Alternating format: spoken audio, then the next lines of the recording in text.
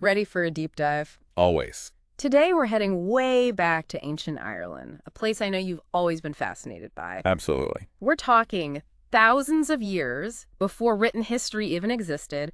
We're going to uncover how these early Irish people lived and what they left behind, for us to try to piece together their story. It's really remarkable what they were able to accomplish, especially considering the limited technology they had. Exactly. So we're starting our journey around 7000 BC, which is just mind-boggling to even think about. It really puts things in perspective. Doesn't it? I mean, these were the first settlers in Ireland, and get this, they likely sailed over from Scotland. In canoes, basically. Yeah, basically canoes. Wow. That takes some serious guts. Talk about intrepid explorers. And the evidence is up there in Derry, where they found these post holes and flint pieces, like remnants of those early settlements. Those are really important finds because they tell us that these early settlers weren't just passing through. They were putting down roots, establishing a presence. It challenges our preconceived notions, about what early humans were capable of. So they weren't just wandering around aimlessly. Not at all. They were planning, building, and adapting to a new environment. It's incredible when you think about it. And their ingenuity is even more apparent when you consider how they lived as hunter-gatherers. Right, living off the land, using what they could find or hunt, obviously. They built their homes initially with like saplings and animal skins, whatever they could find. Practical and resourceful. Yeah, but later they transitioned to using wattle and daub. Which is a big step up, really.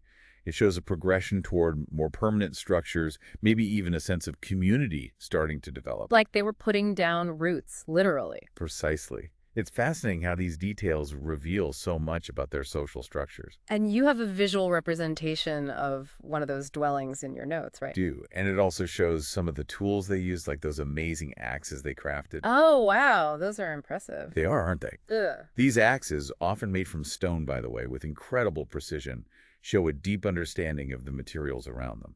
It's just amazing to see how these early inhabitants lived and what they were able to achieve. And, one thing that always fascinates me is how different cultures have approached death and burial rituals. It offers a unique window into their beliefs and values, doesn't it? It really does. So let's delve into how ancient Ireland viewed these pivotal moments. Right off the bat, you see these massive stone structures, dolmens, marking burial sites. The effort alone to construct those, with huge stone slabs, suggests a deep reverence for the dead, and maybe even, hints at a belief in something beyond this life. Well, they weren't just sending them off with a simple goodbye. Exactly. These structures were statements.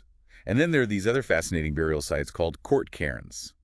Imagine small courts, but encircled by stones. They're pretty unique. It's amazing how much care they took with their dead. It does make you think about what they believed happened after death. And then there are the passage graves, like Newgrange. Ah, Newgrange.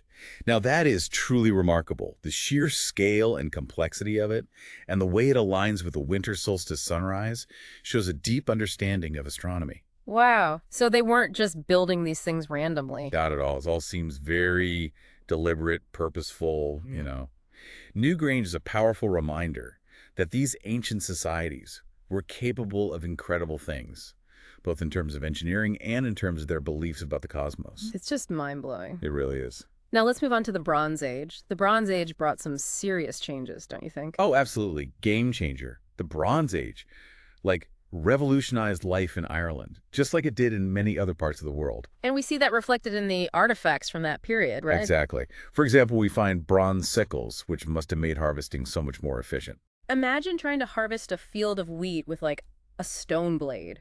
Right. And the Bronze Age also saw the rise of some really beautiful and intricate artwork, like those lunula necklaces we have in the note. Oh, yes, those are gorgeous. Those lunulae with their crescent shape. Just exquisite craftsmanship. It shows a real flourishing of artistic expression, wouldn't you say? Absolutely. And it wasn't just their tools and art that changed, was it? Their relationship with death also seemed to transform. That's right. During the Bronze Age, we see a shift towards cremation as a burial practice. Interesting. So instead of burying their dead intact, they started cremating them. Yes, and they would often place the cremated remains in these stone-lined chambers. And here's the really interesting part. They'd often include food and weapons with the remains. It's almost as if they believed their loved ones would need these items in the afterlife. It's a fascinating glimpse into their evolving beliefs about what happens after we die. It's like they were sending them off prepared for a journey, with supplies and everything. Precisely. The inclusion of grave goods is a treasure trove of information for archaeologists, as it reveals a lot about their worldview and beliefs. It's amazing what we can learn from the past by looking at how they treated their dead. Now, we also can't forget about the souterrains. Ah, yes, the mysterious souterrains. These underground chambers, some used for burial, but also, get this, for storing valuables. Talk about a prehistoric safe. It really makes you wonder, were they built purely for practical reasons, or did they have a deeper significance, maybe even a symbolic meaning? It's a question that continues to intrigue archaeologists to this day. Their very existence speaks to a need for security and organization, which might indicate a more complex social structure than we previously thought. It's so interesting to think about. And speaking of fascinating structures, we can't forget about the stone circles. The hinges. Yes, the hinges. These massive stone structures, likely used for ceremonies and rituals. I mean, imagine the gatherings that took place there. It's incredible to think that some of these structures are still standing after all these centuries. They serve as a powerful reminder that despite the differences in our lives, we share some fundamental human experiences with those who came before us. This need to connect with something larger than ourselves, whether that's a community or a belief system. It's awe-inspiring, really. Before we wrap up, I have to ask about the Phylloxera. It's this Bronze Age cooking method that just blows my mind. Oh, yes. Using preheated stones in a trough of water to cook food. Exactly. It's brilliant. It really highlights how resourceful and observant they were. I mean, talk about understanding basic physics and heat transfer. And the fact that they figured out this ingenious cooking method so long ago is just incredible. It really is. The Phylloxera is a testament to their ingenuity and their ability to adapt and innovate with limited resources. From those first settlers braving the journey from Scotland in their canoes to the intricate beliefs and practices of the Bronze Age, ancient Ireland has given us so much to think about. It really has. It's been an incredible journey through time. It really has.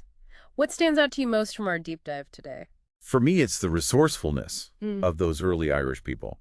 It's incredible what they were able to accomplish with what they had. Their legacy lives on, doesn't it? It does. In the landscape, the myths, and even the DNA of modern Ireland. It's amazing how much of the past still echoes in the present, if you know where to listen. So, as you continue to explore the mysteries of ancient Ireland, think about this. What other whispers of the past might we uncover if we just know where to look?